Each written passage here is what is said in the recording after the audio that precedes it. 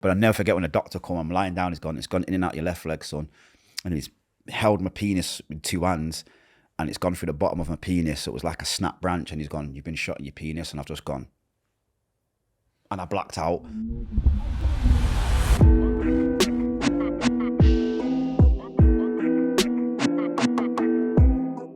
I grew up in South Manchester, in an area called Moss Side. The south part of Manchester is known as Gunchester. It was a load of shootings in the 80s, 90s, 2000s, and now it's stabbings. So it was the roughest part of Manchester to grow up. At the time, I thought it was a normal childhood with getting beat by my mum, dad not being there, because growing up in the community, I'm not saying all, but a lot of black fathers weren't present. So most of my friends had single dads, so I just thought it was something normal. My dad was a popping dad, so you know who your dad was. He'd come in probably once a week, once every 2 weeks, go on like he's being a dad, give you £10, take it back off you, say, oh, give me the tenner back, I need cigs. But it wasn't a dad in terms of taking us anywhere. I heard my mum struggling for money, borrowing money for food. So he wasn't a man, he wasn't a father, he was a sperm donor. I had an older brother called Gary, and Gary was 2 years older than me, so we slept in the same bedroom. I used to have his hand-me-down clothes. I remember the bike, the Wildcat bike, where you pressed the button, it made noise. I had his hand-me-down bike, but Gary was my best friend. He was like my brother, my dad, my soulmate. We did everything together. I was a class clown. I used to get beat by my mum for it, and I'm talking proper beat. I'm talking with Hoover pieces. I'm talking with curtain wires. I'm talking with metal pot spoons. It was one of them, when you hear the drawer open, and if you know about when the metal clanks together, obviously you know it's the metal. So when the drawer opened and I didn't hear the metal, I knew it was the wood. That was all right. I could take the wooden stick. But as I got a bit older, about 5, 6, I noticed my mum treated me different than my brother Gary. In sense, like, no matter what happened, I was always the one who started something. I remember being 6 and I was infatuated with fire. So I got the little packet of Swan matches, I lit it, and I just used to burn the paper. I wouldn't burn the grass. As soon as it got down to my fingers, I'd let it. I don't know what it was, I just loved fire. So one morning, my infinite wisdom, I'm 6, I can remember it clearly. I've got my white fronts on. I've come downstairs and I've lit a piece of paper, but I threw it in the drawer because it was burning down quick, and obviously loads of smoke come. Smoke detector came off. My mum come running downstairs swearing and shouting, and she grabbed my hand, struck a match and started burning my hand, but holding me, and I'm pulling back screaming as a kid. So I'm trying to pull away. It probably lasts for 4 seconds, but to me as a kid it felt like eternity. And when she let go, obviously I've dropped back, I've ran upstairs screaming, crying, and I've had a big blister. And my brother Gary, all I remember is putting my hand under the cold water. She didn't take me to hospital, didn't take me to the doctors, didn't even say sorry. And I felt bad for Gary because he's a mum's boy. He's like the firstborn son she's got. So he's got that bond with my mum, but he's seen how my mum was treating me. So he was stuck between his little brother and his mum. So anytime anything happened to me, I'd run to Gary, and Gary would make me feel just protected, just loved. But it would just be things like, if something happened and it was me and Gary, both of us were doing it, I'd get, I know it's you little shit. And when she meets people, he's like his dad, these are like me. But you see your dad abuse your mum, batter your mum, take money off your mum. And all my life, like to the age 11, all you hear is, you're like your dad.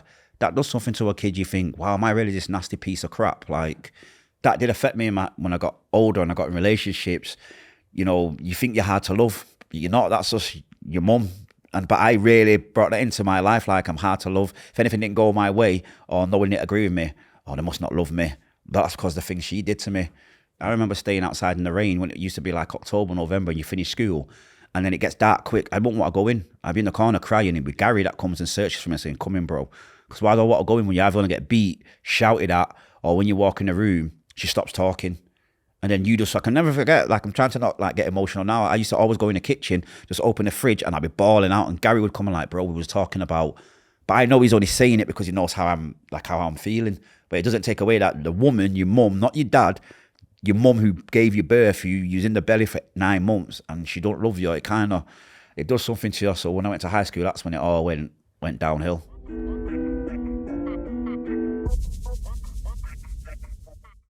So Gary was from the age of, say, 8, 9, he started passing drugs between my dad and my uncle, and that's facts. I say that all the time, that's facts. And Gary told me, I'll never forget when he told me, when we was a bit older in life, and we were drug dealers and everything, and we was smoking a spliff and we're chilling, I never forget him say, I never had a chance, bro. Dad used to give me a big bag, a quick save bag, and obviously one time he looked in it and said he remembers his nose getting funny, feeling funny, because he said it looked like sand. Obviously that was heroin. And he gave it to my uncle, and then my uncle gave him a big bag of cash. So he knew about selling drugs from when he was 8, 9 years old. when we moved to Rusholme, which was like a deprived area, what do you think he was going to do when we got into hard times? So he never really had a chance. And when you look at it, we both never had no chance, and that's the parents. Hi, welcome to Deep. This channel goes a level deeper.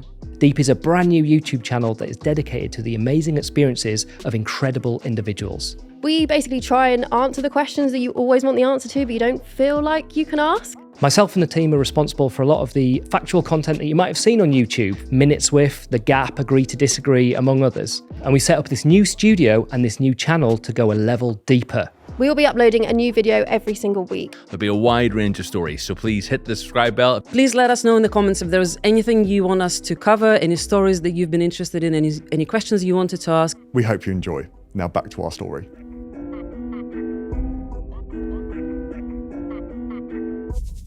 As a young kid, I'm making money. I'm bullying kids, never coming in. Because when you're going into school, and even though, you're selling weed, you start smoking weed, so people think you make a lot of money. No, it's a perception.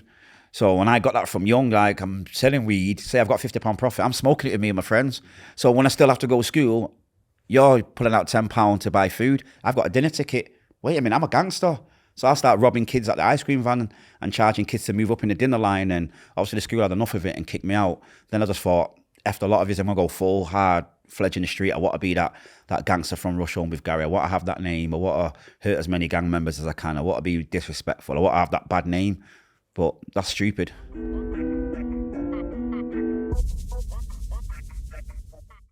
I ended up getting arrested at 15, and that was an eye-opener. That first night you go there and that door shuts, like, hey, I'm not getting out till the next morning. What do you mean?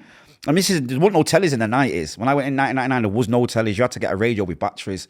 So the first time I went in a shower, and I'm there just showering, and a guy comes in butt naked with his private swing, and I'm like, what part of the game's this? Like, I wanted to say put your boxers on, but it was a big kid. So it was like talking to him, and I'm like showering myself. And then a few guys come in, they've got out, so I'm getting out, getting dried, and another kid's coming. I never forget, he went, don't talk to my man, he's raped 2 kids. I was like, what? Let's go stab him? Nah, because if you don't, and you don't kill him, he's going to rape you. I remember thinking, so it's not like you see on telly. A lot of paedophiles and rapists, they don't choose to go and check in. They can stay on the normal wing. Now, how many people want to kill a paedophile? People talk about it, but how many want to do it and risk you're not coming out of jail for another 15, 25 years after that? And showering with people, in a cell with someone, having the toilet in my cell, like, you couldn't smoke, having to do lines out the window, just the food was disgusting, like, yeah, that opened my eyes. My first time in jail, it was not. And I remember being in my cell, probably the second, third night, and just wasn't scared, but how can I put it? The emotions just came where I had to let it out in tears because the door shut. I want to smash the door. What do you mean I can't go and see my brother? What do you mean I can't come out of this cell from 5 till the next morning? For someone who loves life, if you've got ambitions, you've got dreams, jail is boring and it's just repetitive, it's just long. Then you got to run into your enemies and just pray to God you don't get outnumbered. You're not on a wing where there's 4 of them and 1 of you. I've seen people get hot water and sugar through in the face. That is not a nice face. When they scream and you see the skin coming off when they're pulling it because the sugar's stuck to them, that sound of a snooker ball and a sock over someone's head is not nice. Jail, men get raped in jail. It's just that if you get raped and you don't want to press charges, then you're never going to hear about it in the paper. But you can't go on like you're a gangster after you've been raped. You can't ever have a say. So yeah, jail is not the place. It's disgusting. Like I said, it's 1,000 men. It's ball bags and bum cheeks. I don't like to smell that or see that. I had a few fights, didn't win them all. I remember one fight, the guy, I did all that gangster crap. Yeah, what you saying? He was from Newcastle. He was ripped up. He just went bang. When I say I seen stars, like the movies, I seen stars. And that taught me, everything I take the lesson from, that taught me, shut your mouth and just fight. Don't be talking.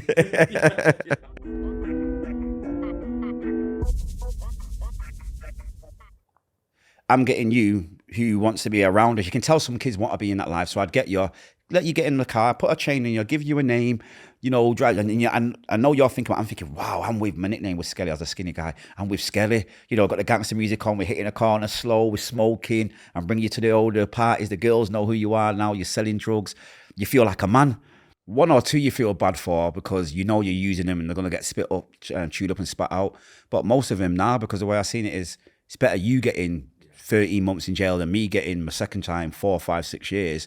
And if I don't do it, you use the same thinking, someone else is going to get this kid. I might as well do it and pay the kid But yeah, you don't understand you're ruining their lives. And the ones that I did not care about, to me, it was part of the game. I feel bad now, but back then, I really didn't care. One or two who, like, you get to know the situation, the mums struggling, like, they're just poor. You feel bad what you're doing to them. But the ones who actually want to come around and want to go shop for you, you're like, yeah, you deserve it because you want to be in this life. The kids that are around you, the kids that's lonely, he's isolated, the kid that hasn't got the Nike trainers, the kid that has got no dad and his mum's not calling him in at 8 o'clock and it's dark. Them kids that are wandering around, the kids outside the chippy, you can always see something vulnerable about that person.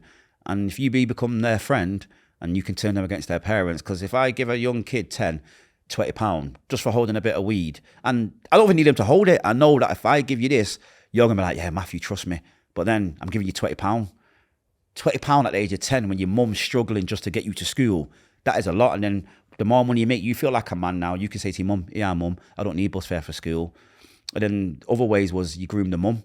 So you got the mum who's got 2 kids. You know, you see her coming from Quick Save. Back then, Quick Save was the best place. And she's got like no frills. She's only got 2 bags. So you go to the house and she knows this is someone in your area, so they know you. You can't just go to a stranger. But someone who knows you, and she's like, oh, you're right, Matthew, can I use your toilet? So I've gone there, I've left a bit of weed upstairs. And then she's phoned me, oh, you've left something in the toilet. I've just put it in a bag. So I come and got it and said, yeah, I gave her some money. And I just said, listen, I know you're struggling. If me and my brother come here, we'll give you 5 ton a week. But anytime we come more than twice, we'll give you, like, say, £150, £200. So when we're doing drug dealers, like people from Birmingham are coming, we'd use her house. But then she's making more money. So now you see her leather settee, which everyone wanted, you know, the recliners. Instead of going to Quick Save and getting 2 bags, she's coming back in a taxi.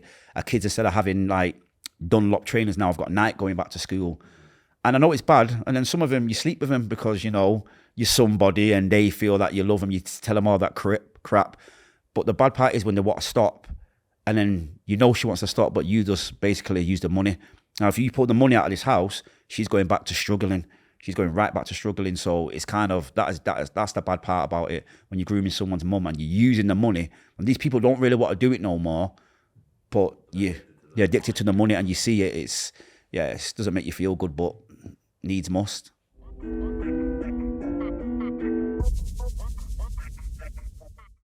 So County Lines is taking a kid from, say, Manchester to Preston or Blackpool. It's going across county lines.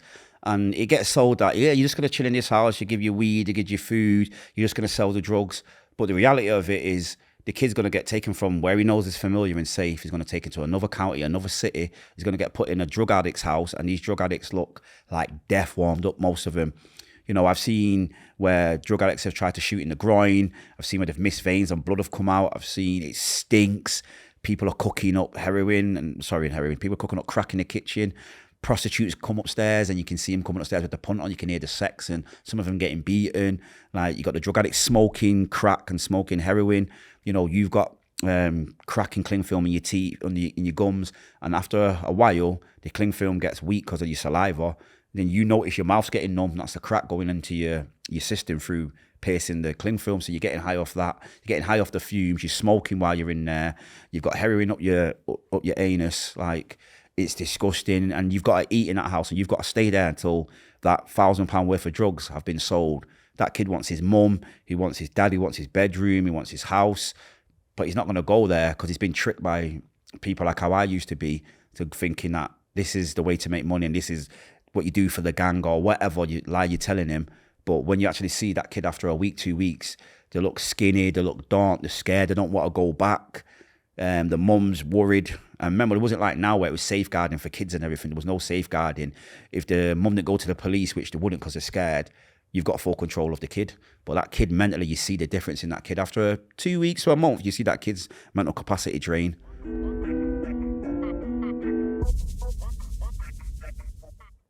I went to jail the second time. I got 4.5 years for drug dealing again. I did 2 years, 3 months. And when I got out, I went to war with Dodderton again. And I took my little brother and his friend, JJ, was, I think, 19. His friend was 16. We got on mountain bikes and we used to ride our bikes with no hands and the guns already out, like at both hands, just riding like that, looking down the streets.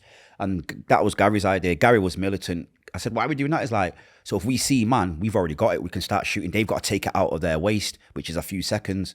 I've gone to my side to shoot these because we knew where Dodderton boys chill, obviously. It backfired.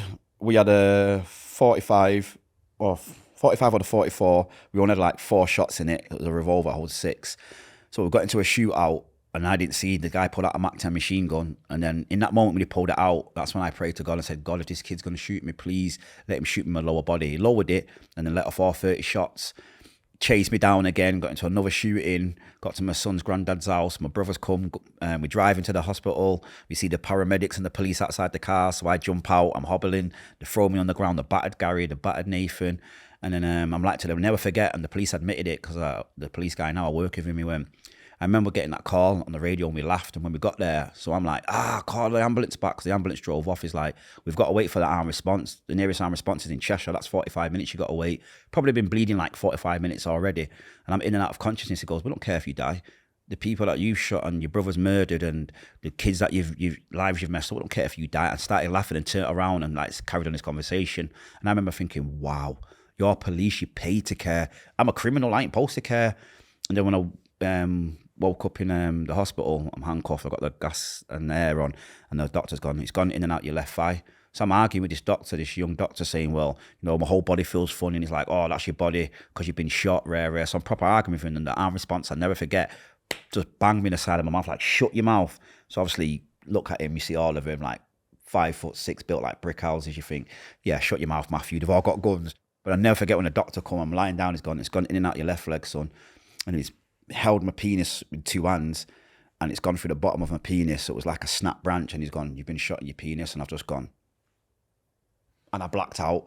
Like when I seen it mangled, I blacked out. And then the next morning I woke up, and then I'm like, what's that bag? I've never seen a catheter bag. So I'm like, where's that tube going?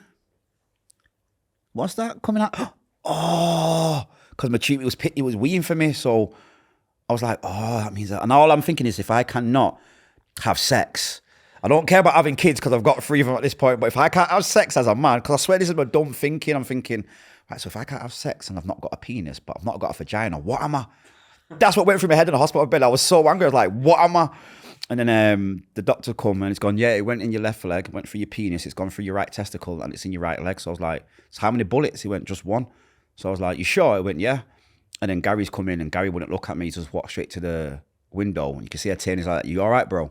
And I'm like, yeah, it's part of the game. He's like, you know, we've got to get man back for shooting you. I'm like, bro, it's part of the game. Look what we've did. Yeah, I'm in a hospital bed, and I said, yo, if we don't get man, yo, someone's family member has to get got, yo, because if I can't have kids. And he's like, bro, it is what it is. Because Gary felt like it's his fault because I looked up to him like a dad.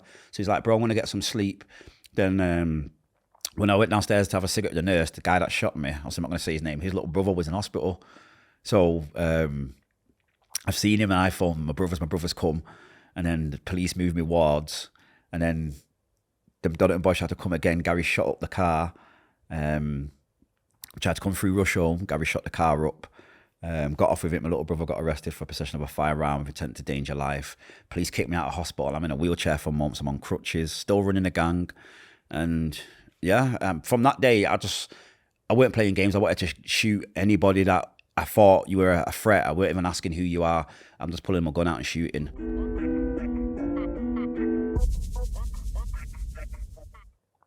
Yeah, so I was in jail the 3rd time, and in my thinking, it's only 6 years. 6 years is a long time because you're going to do half of it. So 3 years is a long time in jail to anyone watching it. But when you've been jail for your 3rd time, you think, I've did 9 months, I've did 2.5 years. So basically, 2 years, 3 months. Another 9 months on this one is not very long when people are doing life and everything. So I was in an open jail, I was getting to go home and everything. Went home this week, Monday to Friday, seeing Gary, my kids, my brothers, my mum. Gone back Friday, Saturday, Sunday, Monday, Tuesday. I've got a mobile phone, so I'm speaking to them every day.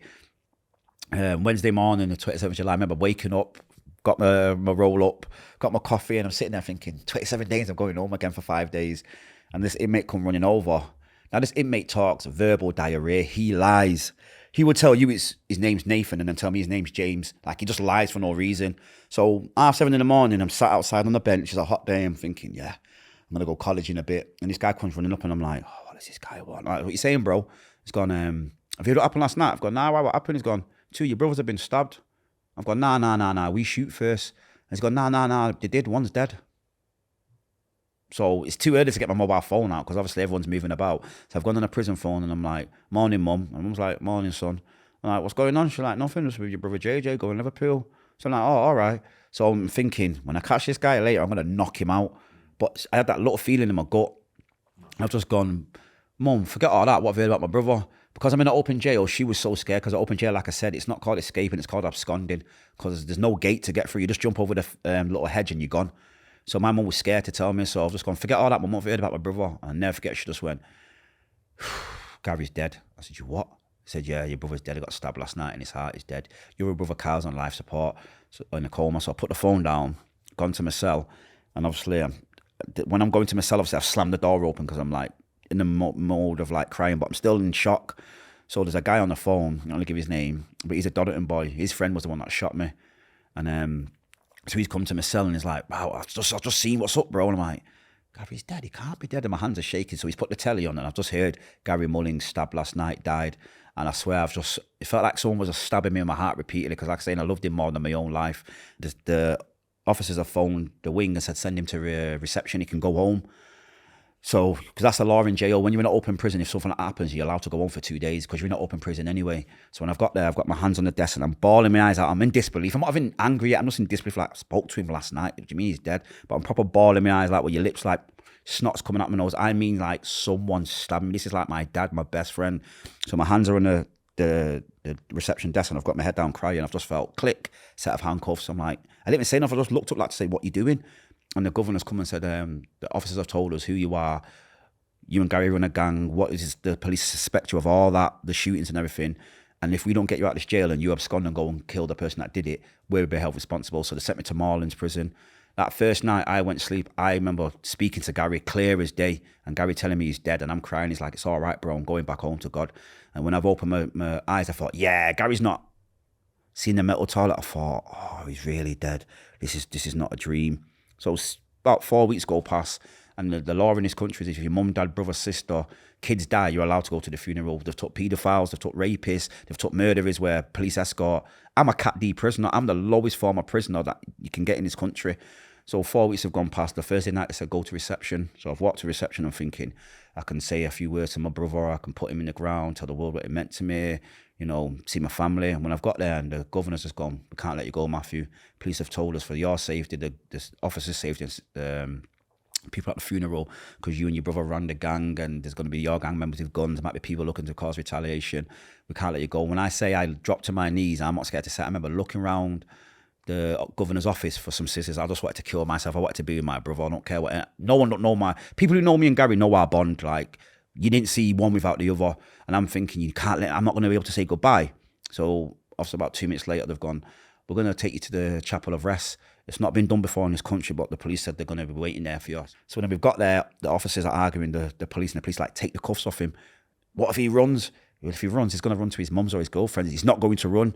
If you don't want your jail turned upside down, take the cuffs off him. It's his brother. And I'll never forget when I walked to this cold room and I'm like, who's in that casket? You know, these people are tripping. I don't know anyone that's dead. And when I looked at Gary was like a fair-skinned guy. He looked like mixed race. He was darker than the night sky. And I remember like the movies, you know, you can touch the hand was frozen stiff on his thigh. That destroyed me. That I dropped to my knees. I was bawling my eyes out. I said, take me back to jail. They're like, you want more time? I was like, take me back. All that made me do that at that point was just get on the phone Gary Scout's friends, phone my friends. I had a lead guy, this guy from Leeds, I won't say his name, he's doing life now. He was ready to murder the people. But the next morning I got on the phone, I was like, so sorry, Mum, I can't come to the funeral. They won't let me go. And she went, it's all right, they won't let JJ and Kyle go. So my mum's lost Gary and her 3 other kids are in jail. So there's no one to help bury him. And I never forget, she went, I've got to go now, Matthew. They brought Gary's body to me, it's downstairs. And my mum's gone, started to cry. For the first time in my life I've heard my mum cry, and I remember like dropping to my knees crying. You had all these big gangsters or whatever. Oh, it's all right, it's your brother, let it out. And I remember thinking, I don't give a hell what you think. I don't care what you think. And I went to my cell. In that moment, I dropped to my knees and I said, God, please forgive me. Like, accept my soul. Whatever you want me to do and go through, I would do, because I've did it my way. And look what happened. For 18, I was in jail about 60 months after that. That was the worst 60 months of my life. I was crying every day. Oh, I felt suicidal. I felt to go murder everyone, throw my life away, and just to, you know, do 35 years in jail because that's what the streets expect. The pressure to do something, not even if you don't want to, because I wanted to change my life. And like I said, I never wanted to do any of this. Gary's not here now, so I have to look at myself and think, you're going to be real or you're going to be fake? You're going to go murder the person that did it or the people that did it. So the gang and the criminal world can say, yeah, Skelly's on it, Skelly did the right thing. But when you're doing 35, none of them don't visit you, none of them don't look after your kids, and all of them are going to try and get with your girl. What do you really want? And I remember it hurt. I remember getting out crying thinking, I've not got retaliation, I'm a coward. But then I remember when I had my daughter and I held her, my daughter, she's my soulmate, she saved me. I just remember thinking, if I go and kill Gary's killer and I go to jail and she gets abused or raped or has a bad life, that's on me.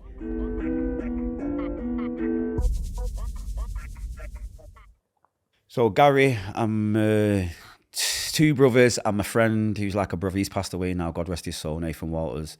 They all went to rob my dad's friend's like weed place, and my dad knew they were coming, and my dad and his friend stabbed Gary and stabbed my other brother. Being at the first, it was, I want to kill him. I was telling him, don't come near me, I'll blow your head off, you took my brother. Then I look at it the other way. Like I said, Gary killed somebody, God rest his soul. Gary killed him in July 2001. Gary died July 2011. Karma. And that's the truth. Like, Gary killed someone, so how can I kill my dad's friend for Gary and JJ and my brother Kyle going to do something bad in that house? He's protecting his family. Now, my dad, yeah, but I'm spiritual, so how'd you kill your parents and tell God at the end of it? Well, I leave that to God, because I'd overkill him. Like, you took Gary was my soulmate, my right-hand man. So I would have done some evil things to him. So the best thing for me is to be honest, like, you lived a life, not everything went out the way it planned. Gary killed someone, and Gary, like, karma came to Gary 10 years later to this kind of the same week he killed the guy. And I just had to look and think, the guy, not my dad, the guy whose house it was, he's protecting his family. My daughter, I live by myself, my daughter stays with me. I promise you, if I'm getting up in the night and see someone in my flat uninvited, I will kill that person where they stand. You're not getting past me to get to my daughter.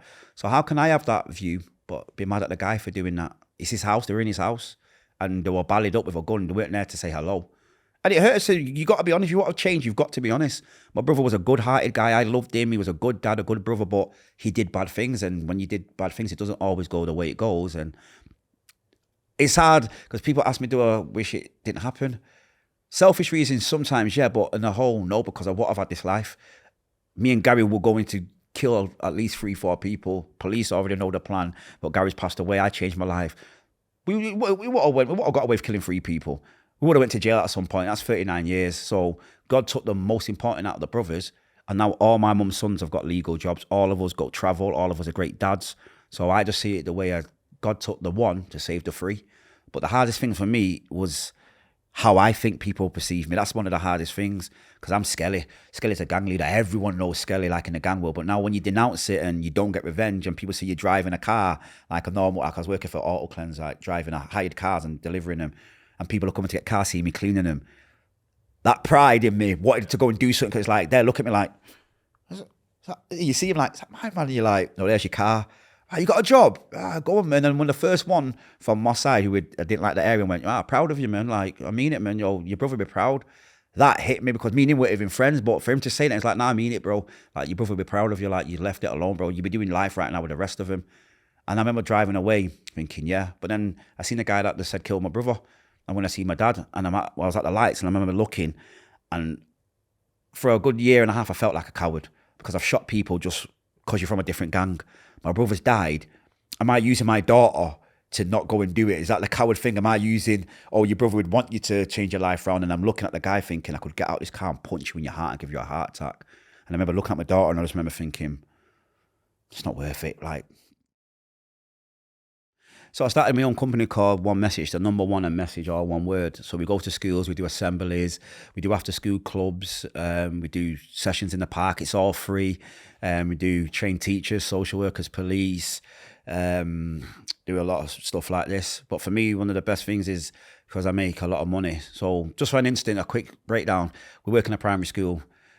It was the day where kids could wear their own clothes, and there was some kids with, like, they were getting bullied because of the clothes. So me and Michelle Gleason, who works for me, she's my CEO, we said to the teachers, give us the poorest kids, like whoever they are, and ask them what they want.